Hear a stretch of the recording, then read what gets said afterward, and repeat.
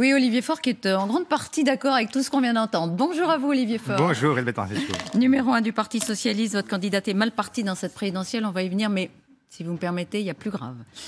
Les menaces sur la paix. Vladimir Poutine, après avoir envoyé son armée dans le Donbass, propose de négocier ce matin dans des limites qu'il définit lui-même, je cite, les intérêts et la sécurité de nos citoyens. Les réactions européennes et américaines depuis lundi soir sont-elles de votre point de vue bien proportionnées ou faibles face à la force? Il y a la volonté de la part... D'abord, il faut saluer le fait qu'il y ait une décision unanime des Européens. Pour une fois, on a le sentiment que l'Europe cherche à exister, à se poser face à cette force qui est la force russe, et de chercher à proportionner aussi les sanctions de manière à avoir une évolution possible et à dire à Vladimir Poutine, c'est la première étape, et puis il y en aura une seconde, une troisième, si évidemment vous continuez à agir en imaginant que vous êtes face à un corps mou. Les démocraties dites libérales, qui sont des démocraties qui seraient un corps faible et sur lequel vous pourriez vous engouffrer parce qu'il n'y aurait aucune réaction. Là, il y a une réaction et je la salue parce qu'elle était évidemment nécessaire. Il faut de l'unité, il faut de la clarté et pour l'instant, j'ai le sentiment que les pays européens ont cette prise de conscience commune qui fait qu'ils peuvent peser. Et ils ont raison de faire ça de façon graduée, c'est ce que vous dites.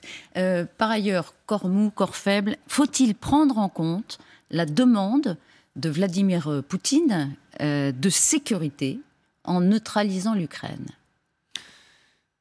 Il faut d'abord prendre en considération le fait que l'Ukraine est un État souverain et qu'on ne peut pas mettre sur un pied d'égalité en fait, les demandes de l'État russe et puis les exigences de Vladimir Poutine et puis ce que peut être la volonté d'un État souverain qui est l'Ukraine. Et donc, j'entends qu'il y a des gens qui cherchent à relativiser la portée de ce que fait Vladimir Poutine en expliquant qu'au fond, il serait lui-même une victime d'une agression potentielle de la part de l'OTAN. D'une négligence, d'un manque d'intérêt des Occidentaux par rapport à ça. Oui, effectivement. Éric Zemmour le répète ce matin dans le Figaro. On a ignoré la demande de sécurité de Poutine. C'est fou. Bien, on ne peut pas confondre l'agresseur et la victime. Et ce que peut dire aujourd'hui Éric Zemmour est proprement scandaleux. Laisser penser que c'est aujourd'hui une espèce de trait d'égalité et que tout le monde serait responsable de la situation qui existe aujourd'hui, c'est pas seulement une fantaisie, c'est une idiotie. C'est aussi simple que ça? C'est aussi simple que ça? Il y a le bien et le mal. C'est pas le bien et le mal. Est-ce que Vladimir Poutine n'avait pas aussi légitimement le droit de se sentir menacé par les forces occidentales et par l'OTAN? Mais est-ce que vraiment... Est-ce que vous avez le sentiment que les forces aujourd'hui occidentales, les forces de l'OTAN, sont en guerre contre la Russie, cherchent à envahir ces territoires, à prendre sur la Russie? Pas du tout. On est là, en revanche, avec un Vladimir Poutine qui, lui, cherche à à revenir à une forme d'empire. Et d'ailleurs, il ne s'en cache pas. Il explique que, en fait, les frontières de l'Union soviétique aller jusqu'en Ukraine, que c'était une république soviétique, et donc il considère que ça lui appartient. Mais la réalité, c'est que le monde a changé, le mur de Berlin, et le mur tout court, en fait, est tombé, que nous en avons fini avec la guerre froide, et qu'à cette époque-là, eh bien, l'Ukraine est redevenue indépendante. C'est un pays souverain, et c'est un pays que nous devons défendre. Et que tous ceux qui entretiennent l'ambiguïté, et ce n'est pas le seul fait d'Éric Zemmour, c'est le fait de Marine Le Pen, c'est le fait de Jean-Luc Mélenchon, qui tous sont dans une forme d'excuse de Vladimir Poutine, aujourd'hui se comportent mal. Parce qu'il y a une... Il joue contre les intérêts européens, contre la France? Il se trompe dans la façon qu'ils ont d'appréhender ce sujet, parfois par anti-atlantisme, anti-américanisme primaire, d'autres par russophilie qui est de la russo-soumission. Tout ça n'a pas de sens. En fait, nous sommes, nous, des Européens, nous avons aujourd'hui à défendre nos propres valeurs, nos propres principes, notre propre façon de penser. Nous sommes face à un régime qui est un régime autocratique, qui teste ses propres limites et qui teste nos propres réactions. Et nous avons aujourd'hui besoin de fixer un cadre et d'expliquer que non, tout n'est pas à prendre. Je vois bien ce que dit Vladimir Poutine. En gros, c'est tout ce qui est à moi, tout ce qui est à vous est négociable. C'est pas possible. Il faut évidemment pouvoir poser des limites claires, nettes et être dans une situation où nous défendons ce que nous sommes. Seront-elles efficaces C'est évidemment toute la question. Faut-il aussi, à la lumière de cette crise, augmenter les moyens de défense militaire des Occidentaux? Vous êtes membre de la commission de défense, d'ailleurs, à l'Assemblée nationale. Est-ce que c'est une question qu'il faut se poser? Oui, il faut. Enfin, nous sommes dans un monde qui est un monde relativement incertain. Vous vous souvenez qu'après la chute du mur, justement, dont on parlait à l'instant, nous avons, je dis pas, enfin, en tout cas, certains ont pensé que c'était la fin de l'histoire et que désormais, il y avait une forme d'évidence au fait que les démocraties allaient conquérir le monde et que le régime libéral, capitaliste, allait s'imposer comme modèle exclusif. La réalité, elle est toute différente et que nous sommes entrés dans un monde qui n'est même pas multipolaire, comme on a à un moment souhaité qu'il le soit, ou unipolaire, quand on pensait que les États-Unis seraient en fait les grands maîtres, les maîtres du monde. En fait, on est dans un monde apolaire, avec des personnes dominent véritablement la situation, et donc on est dans un monde où dangereux. Dans un monde qui est devenu un monde dangereux, un monde qui est compliqué, un monde où on voit bien que les régimes autocratiques cherchent partout à voir quelles sont nos propres capacités de résistance. Regardez ce que fait la Chine, regardez ce que fait Erdogan en Turquie, et tout ça se passe d'ailleurs aux frontières de l'Europe. C'était l'Arménie, c'était le plateau du Haut-Karabakh il y a à peine un an. Face à cette réalité que vous décrivez, est-ce qu'il faut augmenter les moyens de défense militaire des Occidentaux? Il faut au moins sanctuariser les moyens des Occidentaux. Au minimum. Il y a un serpent de mer qui est la défense européenne, où là, il faut effectivement progresser. Dans quel sens? Rapidement, dans quel sens? Il faut évidemment que l'Europe prenne conscience d'elle-même et que nous ayons une défense. Ce sont des principes généraux. Concrètement? Concrètement, ça veut dire qu'il faut donner des moyens, il faut que les Européens se donnent les moyens de leur défense. Quel type de moyens? Des moyens aériens, militaires. Des moyens militaires, des hommes, une armée? Oui, il faut une armée européenne. Bien sûr qu'il faut une armée européenne, mais c'est une histoire qui traîne depuis longtemps, c'est très compliqué. Sous quel commandement, quelle est la part que chacun donne à la fois sur le budget militaire, sur les hommes, etc. Tout ça est une histoire assez compliquée dont on ne peut pas parler en 15 secondes. Mais effectivement, le souhait que je formule, c'est que l'Europe ne soit pas simplement un géant économique, mais qu'elle soit aussi en capacité de se défendre. D'ailleurs, la raison pour laquelle vous avez aujourd'hui les pays européens sont dans l'OTAN, c'est aussi parce qu'ils ont toujours cherché le bouclier américain, parce qu'ils n'ont pas su se défendre tout seuls. Mais vous souhaitez qu'on reste dans l'OTAN? Vous n'êtes pas de ceux qui disent qu'on doit pour l'instant, quitter effectivement. l'OTAN. Je me rappelle d'un président de la République que vous connaissez bien, qui disait que l'OTAN est un état de mort cérébrale. Aujourd'hui, on voit bien que c'est Emmanuel Macron, exactement. Aujourd'hui, on voit bien que c'est l'OTAN qui aujourd'hui revient en force parce que les Européens n'ont pas su combler un vide. Donc, je vous dis, ce vide-là, il faut le combler. Paru éventuellement une armée européenne. Emmanuel Macron, alors intense activité diplomatique, est arrivé ce qui est arrivé lundi soir. Depuis, il est très discret. Bon, la prudence est de mise. Il a raison de ne pas prendre la parole. Je pense qu'il a d'abord trop parlé, ou plus exactement fait trop parler de lui, et qu'il se rend compte qu'il est dans une situation difficile. Moi, je suis contre la diplomatie spectacle. Vous ne pouvez pas... C'est ce qu'il a fait? Mais écoutez, c'est la première fois, depuis le début de ce quinquennat, qu'on a en fait des conseillers diplomatiques, des conseillers en communication, etc., qui révèlent minute après minute à tous vos confrères ce qu'il se passe, comment les choses, ils répètent en direct ce que sont les entretiens que peut entretenir Emmanuel Macron avec l'ensemble des dirigeants du monde. C'est un problème. On ne peut pas. La diplomatie, ça exige, on le sait bien, non pas une transparence absolue, mais tout l'inverse. Et d'ailleurs, je remarque même... Vous entendez, qu'il a instrumentalisé effectivement en communiquant en permanence sur je discute avec qui, etc. Je dis qu'il y a eu une diplomatie people, une diplomatie spectacle, une diplomatie qui cherche à se mettre en scène et qui a en réalité servi de leurre à Vladimir Poutine. Pendant qu'Emmanuel Macron pensait qu'il avait obtenu un sommet entre Biden et Poutine, la réalité, c'est que Poutine avait sa carte d'état-major sous les yeux et qu'il se disait, voilà, maintenant, on avance. Et donc, ça a été forcément un raté. Alors, je ne dis pas que c'est facile, je ne dis pas que le président français ne déploie pas des efforts nécessaires pour essayer de provoquer une désescalade. Simplement, quand on cherche vraiment la désescalade, on ne cherche pas en même temps à la rendre publique minute après minute. On ne cherche pas à communiquer par sa photographe privée qui montre, qui montre des photos le président. Très belle photo. Et là, de ce point de vue, elle a montré, elle, son talent. Mais le talent du président, ça ne peut pas s'exprimer par la mise en scène de sa propre diplomatie. C'est tout l'inverse. La diplomatie, c'est l'art d'aller chercher à comprendre l'autre, à pouvoir négocier Vous auriez sous mieux les fait radars. Anne Hidalgo aurait mieux fait. Non, mais c'est la question qui se pose aussi. C'est bien sûr, aurait mieux fait qu'Emmanuel Macron. Si je vous disais non, ce serait quand même absurde, puisque moi, je défends dans cette campagne la candidature d'Anne Hidalgo, qui elle-même est, comme maire de Paris, a une cellule diplomatique, est habituée à la question de la relation internationale. Mais pas aux mêmes crises. Elle est pas aux mêmes crises et pas au même crises. niveau, bien sûr. Évidemment, je ne dis pas qu'elle est présidente de la République. Je vous dis simplement que ce que je crois, c'est que la diplomatie, ça exige aussi parfois un peu d'humilité et un peu aussi d'opacité, parce que c'est sous les radars que les choses se passent. On a compris votre démonstration. Il doit prendre la parole ou pas? C'était ma question au départ. Maintenant. Oui, je pense qu'il doit prendre la parole. Il doit expliquer aux Françaises et aux Français ce que nous défendons. Pourquoi nous sommes dans ce conflit? Finalement, les Français peuvent se dire, c'est où l'Ukraine? L'Ukraine, c'est aux portes de l'Europe. C'est frontalier de la Pologne, de la Hongrie, de la Roumanie. Bref, il faut que, d'abord, il explique ce que sont nos intérêts en Ukraine. Pourquoi on défend l'Ukraine? Qu'est-ce qu'on défend? Quelles sont les conséquences possibles aux sanctions que nous adressons à la Russie, et puis ce que ça peut nous coûter à nous aussi, et comment lui entend faire en sorte que ça soit supporté non pas par ceux qui ne le peuvent pas, mais par ceux qui le peuvent. Du coup, il est plus président que jamais.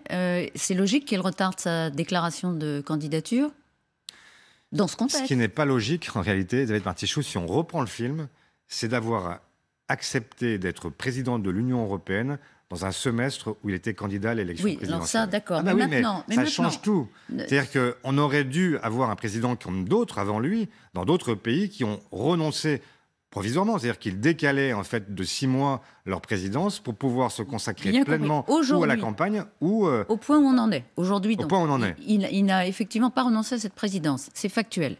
Est-ce qu'il est logique qu'il retarde sa déclaration maintenant? On ne pourra pas retarder beaucoup, puisque de toute façon, le 4 mars, il est obligé maintenant de se déclarer. Donc, il n'y aura pas de... Le suspense est assez mince. Mais ce que j'observe, c'est qu'avant même la crise ukrainienne, il faisait beaucoup d'efforts pour ne pas se déclarer et essayer de passer d'un état de président à un état de candidat de manière imperceptible et très tranquillement laisser penser que ça était naturel. Vous la trouvez comment, cette campagne? J'ai du mal à trouver qu'il y a une campagne. Parce que, justement, une campagne, c'est pas simplement que les uns et les autres viennent sur votre plateau en disant « je veux que ».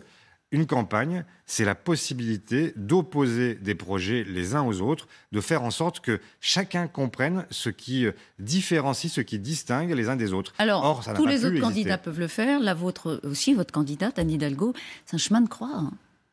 C'est un chemin de croix, cette campagne, pour Anne Hidalgo. Si ça mène au paradis, ça va bien. D'accord, mais c'est un chemin de croix, c'est douloureux. Mais c'est difficile, une campagne, c'est difficile. Et la campagne que nous menons est une campagne très difficile parce que nous avons aujourd'hui des enquêtes d'opinion qui formatent le débat, qui le conditionnent. Et donc, évidemment, à chaque fois que, au lieu de parler... Et c'est ce que nous allons faire maintenant. Si on parle exclusivement des sondages plus que des projets, forcément, à chaque fois qu'on se retrouve à répondre à cette question-là, on ne parle pas du reste. Et du coup, la question, c'est qu'est-ce que vous vendez, qu'est-ce que vous êtes, pourquoi vous êtes là? Et moi, c'est ça que je voudrais qu'on évoque dans cette présidentielle. Et je voudrais que Anne Hidalgo, comme les autres, puisse dire écoutez, vous, sur l'énergie, vous pensez ça? Moi, je pense ça. C'est les questions qui sont... Là, on vient de parler de la crise ukrainienne, mais il faut parler du coup de ses conséquences sur la question énergétique. On pose tout le temps des questions à Anne Hidalgo sur son programme. On l'a fait ici et on l'a fait et on le refera la semaine prochaine. D'ailleurs, elle aura une grande émission. Simplement, Olivier Faure, ce dont on parle beaucoup, c'est les parrainages. Hier, Jean Castex, devant la représentation nationale, a dit qu'il fallait parrainer et faire en sorte que les candidats qui bénéficient d'intentions de vote très, très, très fortes puissent avoir des parrainages, ce qui ne vaut pas soutien. Est-ce que vous signez ça? Je dis déjà à Jean Castex, quand même, Monsieur le Premier ministre, vous avez eu 5 ans pour changer les règles. Et là, c'est seulement à quelques jours de la fin que vous faites semblant de découvrir. Et je comprends qu'il pourrait éventuellement être gêné au fait que certains qui représentent son assurance-vie ou l'assurance-vie du président de la République pour le second tour... À qui vous pensez? Je pense que, en fait, depuis 5 ans, la construction politique d'Emmanuel Macron, c'est de s'opposer au second tour à l'extrême droite. Et donc, il y a quand même une idée, une arrière-pensée politicienne au-delà de la question démocratique que je soutiens. Quand il dit je viens de vous dire les choses. Je défends la démocratie. Je défends la démocratie. Je comprends. Vous dites, non, vous défendez votre candidat indirectement. Je ne dis pas ça. Je dis qu'il y a une pensée démocratique que je soutiens et une arrière-pensée qui est électorale et que là,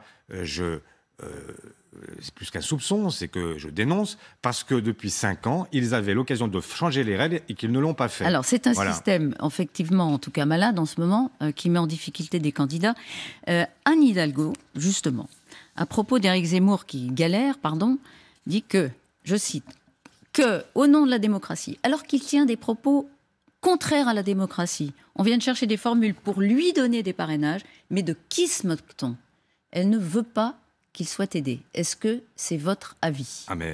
Est-ce que c'est votre avis ? Oui, je soutiens le fait que les socialistes qui ont un certain nombre de mairies, de départements, de régions, etc., n'ont pas à parrainer Éric Zemmour. Donc ce ne serait pas pour vous un déni de démocratie qu'Éric Zemmour ne puisse pas être candidat ? Si, mais attendez, c'est pas pour ça que moi je vais Alors là, cautionner. c'est en même temps fabuleux. Mais c'est pas un en même temps. Ce serait un déni de démocratie, mais on refuse de l'aider. Mais je vous dis quoi, Elisabeth Martichoux ? Je vous dis, la cohérence, c'est de dire que quand les règles ne sont pas bonnes, on les change. Et le gouvernement pouvait changer les règles. Il ne découvre pas aujourd'hui ces règles-là. Elles sont là. Donc, elles sont là. Comment on fait avec les règles ? Est-ce qu'on aide Éric Zemmour ou pas à obtenir ses parrainages ? Ce que je vous dis, ce que je vous dis, c'est qu'il y a 42 000 élus en France qui peuvent parrainer Éric Zemmour. Les socialistes ne parrainent pas Éric Zemmour. Il y en a 42 000. Nous ne sommes pas les 42 000 élus. Donc il y a bien des gens qui pourront parrainer Éric Zemmour, mais il est logique que les socialistes ne le parrainent pas parce que ça ne correspond pas à ce que nous sommes. Au nom de la démocratie, parrainer ne vaut pas soutien.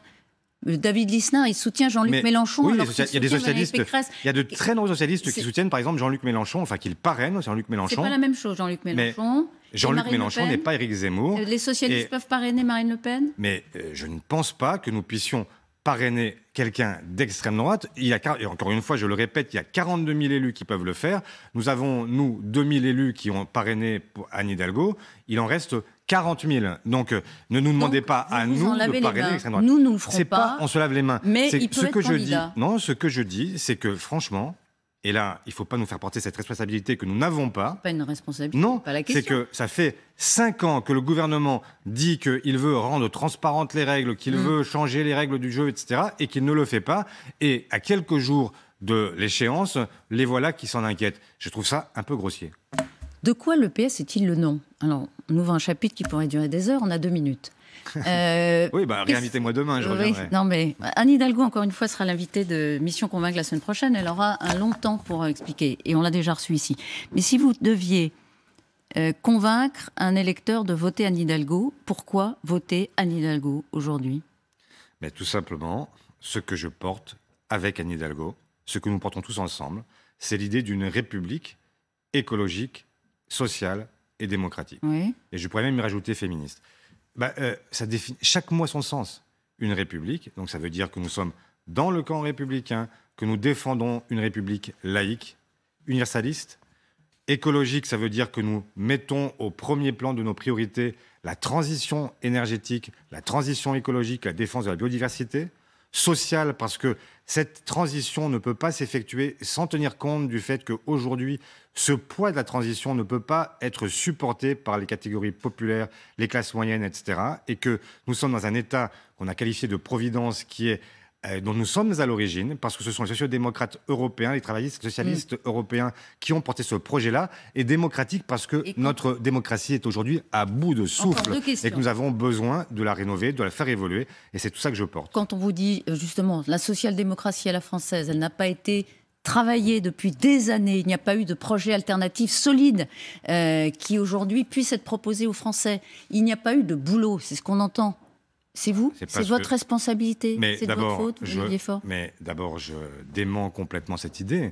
Aujourd'hui, vous avez un projet que vous pouvez lire, et j'invite tous ceux qui nous écoutent à aller lire le projet socialiste et le projet d'Anne Hidalgo qui sont disponibles sur Internet. Donc on vous a verrez pas les assez propositions. Non, mais c'est pas possible de dire. Enfin, moi, je veux bien. Il y a toujours des gens qui s'essuient les pieds sur les autres. Moi, ce que je dis, c'est que à chacun de regarder devant, balayer devant sa porte. Je dis ceux qui proclament aujourd'hui que nous serions un projet qui ne serait pas un projet abouti, qu'ils viennent dire quel est leur projet à eux. Moi, ce que je dis, c'est que nous avons bossé pendant 4 ans. Pendant 2 ans, nous avons auditionné ce que la Terre compte d'experts, de syndicalistes, de tous ces gens. Cette accusation.